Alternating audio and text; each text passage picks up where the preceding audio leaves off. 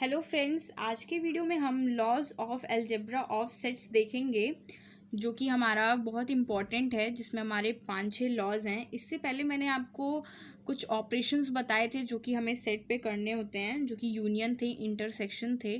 तो जब उसी पे बेस्ड हमारे क्वेश्चंस आते हैं तो हमको लॉज की ज़रूरत पड़ती है उसको ईजिली सॉल्व करने के लिए। ठीक है, तो आओ देखते हैं। पहला हमारा है इंडिपोटेंट लॉ। सबसे इजी लॉ हमारा पूरे चैप्टर में यही है, इंडिपोटेंट लॉ। इंडिपोटेंट लॉ क्या कहता है कि जब आप किसी भी सेट का उसी के सेट के साथ यूनियन या फिर इंटरसेक्शन करते हो तो हमको वही सेट मिलता है। ठीक है, इंडिपोटेंट सेट क्या कहता है कि जब आप किसी भी सेट का, सपोज दिस इज सेट, यहाँ पे सिर्फ एक है, ये ए है हमारा सपोज।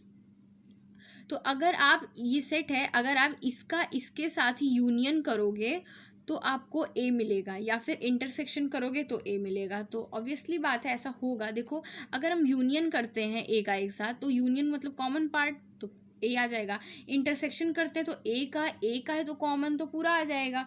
तो इसलिए ये भी हमारा ए होता है। ये हमारा इंडिपोटेंट लॉ है, इसको हम बोलते हैं, जिसका यूज़ बहुत कम होता है हमारे चैप्टर में। ओके, तो सेकेंड वन है हमारा आइडेंटिटी लॉ। आइडेंटिटी लॉ हमारा क्या होता है कि जब भी हम उसमें यूनियन या फिर कुछ इंटरसेक्शन, कुछ भी यूनियन या फिर इंटरसेक्शन करते हैं तो हमको सेम मिलता है। जैसे देखो, ए का हमने फाई किया यूनियन के साथ तो हम ए मिला, मतलब इसको हम ऐसे कह सकते हैं कि हम अपने ए सेट में किस चीज़ का यूनियन कर दें कि हमको ए मिल जाए, तो वो है फाई। तो इसी तरह ए यूनियन फाई करेंगे तो हमको ए मिलेगा। तो आइडेंटिटी लॉ वो कहता है कि हम जो भी ऑपरेशन उस सेट में अप्लाई कर रहे हो, एट द एंड हमको वो वही सेट मिल जाए। ओके, जैसे इसमें हमने क्या किया है, ए का इंटरसेक्शन किया है यूनिवर्सल सेट के साथ तो हमको ए मिला है। मैंने आपको बताया था कि जब हम इंटरसेक्शन करते हैं तो हम छोटे वाले सेट को लेते हैं। अब यहाँ यूनिवर्सल सेट और ए सेट में की बात की जा रही है तो हम छोटे वाले को लेंगे। छोटे वाला हमारा क्या है, ए है, तो यहाँ पे ए आ जाएगा। ओके, तो इसीलिए हमारा ये आइडेंटिटी है। तो आइडेंटिटी लॉ का सिंपली क्या मतलब है, हम अपने सेट में चाहे कोई भी ऑपरेशन करें, अगर हमको वही मिलता है तो वो हमारा आइडेंटिटी लॉ हो जाता है। ठीक है, अब next on the third, come on the third, that is हमारा commutative law. Commutative law important law है। कम्यूटेटिव लॉ हमारा ये कहता है कि चाहे हम ए इंटरसेक्शन बी करें या बी इंटरसेक्शन ए करें, दोनों की वैल्यू हमारी सेम होती है। यही चीज़ ये इंटरसेक्शन के साथ भी कहता है, चाहे हम ए इंटरसेक्शन बी करें या बी इंटरसेक्शन ए करें, दोनों की वैल्यू बराबर होती है। कैसे बराबर होती है, एक बार आप वेन डायग्राम के थ्रू देख लो। जैसे सपोज ये आपका ए है, ये आपका बी है। अब अगर यूनियन में मैंने बताया था सारे पार्ट्स कॉमन पार्ट, क्योंकि यूनियन में किस चीज़ का यूज़ होता है, और का यूज़ होता है, तो ये सारे पार्ट आ जाएंगे। अब चाहे हम ए यूनियन बी करें या फिर बी यूनियन ए करें, हमको अल्टीमेटली मिलना तो यही है, ये पूरा ये शेडेड पार्ट हमारा, इसलिए ये दोनों ही हमारे बराबर होते हैं। तो सेम ऐसा हमारा इंटरसेक्शन में होता है। तो जो यूनियन ऑपरेशन है या फिर इंटरसेक्शन ऑपरेशन है वो कम्यूटेटिव लॉ को होल्ड करता है। ठीक है, अभी आर डी शर्मा में इतना सारा प्रूफ दिया है, आपको ज़्यादा प्रूफ में घुसने की ज़रूरत नहीं है, बस आप लॉ क्या होता है वो समझो, और इसका क्वेश्चन जब आएगा इस्तेमाल कैसे करेंगे बस आपको वो समझना है, और ज़्यादा इसमें घुसने की ज़रूरत नहीं है। This is subset and all that, कुछ नहीं, बस आप लॉ को एक तरह से अच्छे से क्लियरली समझ जाओ, बस उतना काफ़ी है। Now come on the next, that is associative law. Associative law क्या कहता है, एसोशिएट करना। देखो नाम से ही पता चल रहा है, एसोशिएट करना। एसोशिएट का मतलब क्या, चाहे पहले हम ए यूनियन बी का आंसर निकालें फिर उसका यूनियन सी से करें, या फिर हम पहले बी और सी का यूनियन करें फिर उसका यूनियन करें, ये दोनों की वैल्यू हमारी बराबर होती है। और सेम ऑपरेशन हमारा इंटरसेक्शन पे भी अप्लाई होता है। मतलब एसोसिएशन लॉ कहता है, एसोसिएशन ये कहता है, एसोसिएटिव लॉ हमारा ये कहता है कि चाहे हम ए यूनियन बी का सबसे पहले कर लें ऑपरेशन, उसके बाद हम सी में सी के साथ करें, या फिर ए का पहले बी और सी पहले कर लें, बाद में ए का करें। ये दोनों की वैल्यू जब हम सॉल्व करेंगे हमारी बराबर आएगी। ओके, तो एसोसिएटिव लॉ अल्टीमेटली कहने की क्या कोशिश कर रहा है कि ऑर्डर मैटर नहीं कर रहा है। मतलब हम चाहे ए और बी को पहले करें बाद में सी को करें, या फिर बी और सी को पहले करें बाद में ए के साथ करें, ऑर्डर मैटर नहीं करता। हमारा अल्टीमेटली आना यही है, a union b union c. Okay, तो इसका भी बहुत लंबा चौड़ा प्रूफ दिया गया है, बट आपको इतना नहीं करने की ज़रूरत है, बस आपको क्लियरली इसको समझने की ज़रूरत है। Now come on the next हमारा नेक्स्ट है लॉ, हमारा डिस्ट्रीब्यूटिव लॉ है। ओके, तो डिस्ट्रीब्यूटिव लॉ इम्पॉर्टेंट लॉ है जिसका सबसे ज़्यादा यूज़ होता है हमको क्वेश्चन को सॉल्व करने का, तो आपको इसको ध्यान से समझना चाहिए। देखो, डिस्ट्रीब्यूटिव लॉ बिल्कुल वैसा है जैसा हम ब्रैकेट में मल्टीप्लाई करते हैं। ठीक है, जैसे ए है तो हमको ब्रैकेट सॉल्व करना है, तो ए को पहले बी के साथ करेंगे और ए को फिर सी के साथ करेंगे, तो हमारा क्या आ जाएगा, A union B intersection A union C. मतलब जो ए के साथ साइन था उसको सबसे पहले हमने बी के साथ रखा, फिर ए के साथ जो साइन था उसको हमने फिर सी के साथ रखा, फिर दोनों के बीच में इंटरसेक्शन का साइन लगा दिया जो कि बी और सी में था। ये हमारा डिस्ट्रीब्यूटिव लॉ होता है। इसको सॉल्व करने के लिए बहुत सारे क्वेश्चंस आते हैं जो कि इसकी प्रॉपर्टी से ही हेल्प करते हैं, तो आपको ये बिल्कुल एकदम याद होना चाहिए अच्छी तरह से। ओके, देखो नेक्स्ट हमारा यही चीज़ हमारा दूसरे के लिए है। अब देखो, ए के साथ जो साइन होगा उसको हम पहले बी के साथ रखेंगे, फिर ए के साथ जो साइन होगा उसको हम फिर सी के साथ रखेंगे। मतलब हमारा आ जाएगा A intersection B union A intersection C. यही हमारा डिस्ट्रीब्यूटिव लॉ है। ठीक है, आगे आता है नेक्स्ट हमारा डी मॉर्गन्स लॉ। और जैसा कि मैंने बताया कि प्रूफ पे आपको ज़्यादा ध्यान देने की ज़रूरत नहीं है, बस आपको लॉ अच्छी तरीके से आना चाहिए, क्वेश्चन में अप्लाई करना भी आना चाहिए। ओके, देखो डी मॉर्गन्स लॉ क्या कहता है कि जब भी हम कॉम्प्लीमेंट करेंगे और हम उस ब्रैकेट को स्प्लिट करेंगे, तो जब हमारा अकेला कॉम्प्लीमेंट होगा, मतलब ए कॉम्प्लीमेंट बी कॉम्प्लीमेंट होगा, तो जो अंदर का साइन है वो हमारा अपोजिट हो जाता है।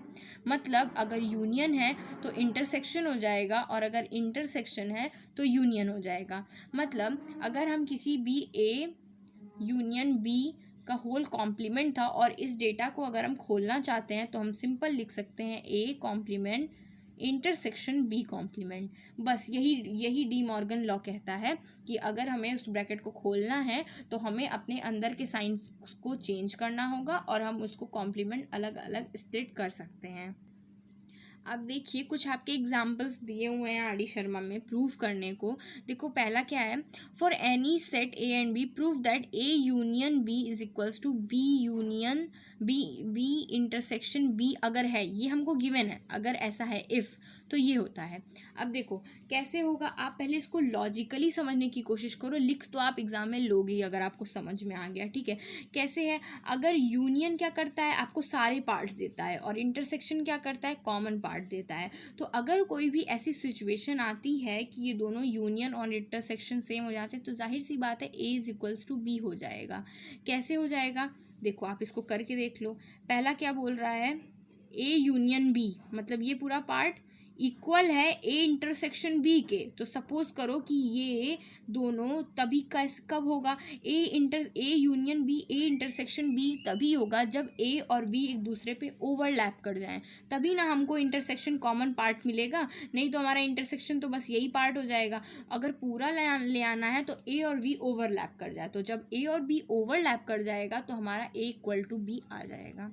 ठीक है, तो लॉजिकली मैंने आपको ये क्वेश्चन बता दिया, बाकी इसमें प्रूविंग में बहुत सारी चीज़ें लिखी हुई हैं, आप थोड़ा सा पढ़ के आप उसको ट्राई करना क्वेश्चन करने की, बाकी हो जाएगा। आपको बिलोंग का यूज़ करके करना है, सिंस एक्स बिलोंग्स टू ए और इसमें भी बिलोंग करता है और एक्स इंटरसेक्शन में भी बिलोंग करता है, तो जाहिर सी बात है ये दोनों में बिलोंग करता है, इसलिए ये इसका सबसेट होगा। हमने सबसेट की हेल्प लेके इसको सॉल्व किया है। ओके, तो चलिए हम एक क्वेश्चन करते हैं। देखिए वो क्वेश्चन में क्या है, let U is equals to 1 2 3 4। मतलब ये एक यूनिवर्सल सेट दिया है, ये एक ए सेट है और ये एक बी सेट है, ये ब्रैकेट क्लोज होगा हमारा। ठीक है, तो हमसे पूछा है ए डैश। अब ए डैश का क्या मतलब होता है, मैंने बताया था कोई भी सेट जिसमें ए को आप माइनस कर दो तो क्या हो जाएगा, you minus A. A dash आपको याद रखना है, यू माइनस ए, मतलब यूनिवर्सल सेट में से आपने ए सेट को माइनस कर दिया। अब आप देखो इसको ध्यान से, जब आप इसमें से इसको माइनस कर दोगे, मतलब कौन कौन से 2 और 3, 2 और 3 आपने हटा देना है, तो आपके पास क्या आ जाएगा 1 4 5 6। So that is our answer. तो सिमिलरली यही काम हमको बी में करना है, u माइनस बी। अब यूनिवर्सल सेट में से हमको बी को माइनस कर देना है 3 4 5, तो हमारे पास क्या आंसर आ जाएगा 1 2 6। तो ये था हमारा बी डैश। अब आगे देखो a dash intersection b dash, A dash intersection b dash कैसे निकालेंगे, ए डैश सबसे पहले निकालते हैं, फिर बी डैश निकालते हैं और फिर इंटरसेक्शन हो जाएगा ऑपरेशन। देखो ए डैश का वही मतलब है 1 4 5 6, अभी हमने ए डैश निकाला, और बी डैश का क्या मतलब है 1 2 6। अब इसमें कॉमन पार्ट क्या होगा, ए डैश ये है, बी डैश ये, इंटरसेक्शन का मतलब कॉमन पार्ट क्या है हमारा 1 और 6, यही तो है हमारा कॉमन पार्ट 1 और 6। तो इसका आंसर क्या आ जाएगा हमारा 1,6। नेक्स्ट हमारा क्या है ए यूनियन बी, ये तो सबसे इजी क्वेश्चन है, सबको पता है ए और बी को हम कंबाइन कर देंगे, तो हमारा क्या हो जाएगा 2 3 4 5। 3 को हम रिपीट नहीं करेंगे, दोनों में है, सेट में हम एलिमेंट्स को रिपीट नहीं करते। तो इसी तरह आपको सारे क्वेश्चन सॉल्व करने हैं। अब देखो एक शो दैट क्वेश्चन है, जैसे कि आपके एनसीईआरटी का क्वेश्चन है, देखो इनको हमको यूज़ करना है। तो अगर आपको याद हो तो ये डी मॉर्गन्स लॉ है, अभी मैंने बताया है कि जब आपको कॉम्प्लीमेंट हो और जब आपका स्प्लिट करते हैं उल्टा हो जाता है, तो ये हमारा डी मॉर्गन्स लॉ है। तो ये क्या है डी मॉर्गन्स लॉ, ठीक है, ये हमारा डी मॉर्गन लॉ है। तो हमको तो पहले ही पता है कि ये इक्वल होगा क्योंकि ये डी मॉर्गन लॉ है, बट अभी ये हमको शो करना है with the help of data, ठीक है। ये जो डेटा यहाँ गिवन है ये इसी क्वेश्चन का पार्ट है, हमको इसको प्रूफ करना है। तो सबसे पहले हम LHS लेते हैं, ए यूनियन बी का डैश। तो ए यूनियन बी देखो मैंने यहाँ निकाला है, डैश मतलब u minus A union B, इसका यही तो मतलब हुआ। अब देखो हमको यूनिवर्सल सेट में से ये जो दिया है ए यूनियन बी, इसको माइनस कर देना, तो क्या है 2 3 4 5, 2 3 4 5 माइनस कर देंगे तो हमारे पास क्या आ जाएगा 1,6, ठीक है। अब नेक्स्ट देखो a dash intersection b dash, RHS solve करते हैं। ए डैश हमने यहाँ निकाला है, बी डैश हमने यहाँ निकाला है, दोनों का इंटरसेक्शन मतलब दोनों का कॉमन पार्ट क्या है 1,6, तो ये आ जाएगा 1,6। So we can say LHS equal to RHS, so proved. कई बार आपको ये डेटा की हेल्प से भी प्रूव करने को आ सकता है, कई बार आपको बिलोंग का यूज़ करने, और सबसे इजी होता है आप उसको वेन डायग्राम की मदद से प्रूव कर लो। सबसे पहले अगर कोई भी प्रूवन आए आप उसको वेन डायग्राम में आप उसको इमेजिन करो, आप उसको विजुअलाइज करो, उसके बाद जब आप करेंगे तो आपको बहुत ईजिली से हो जाएगा, क्योंकि जब एक बार लॉजिक क्लियर हो जाता है फिर आप लिखना कोई बहुत बड़ी बात नहीं है, ठीक है। सो ठीक है, आज का वीडियो हम यहीं तक रखते हैं। मैं नेक्स्ट वीडियो में आपको ऑपरेशंस के जो क्वेश्चन गिवन है वो मैं करवाऊंगी, जिसमें आपके कुछ रियलिस्टिक क्वेश्चंस हैं वो कराऊंगी, okay. So if you like my videos then please do like share subscribe. So thank you so much.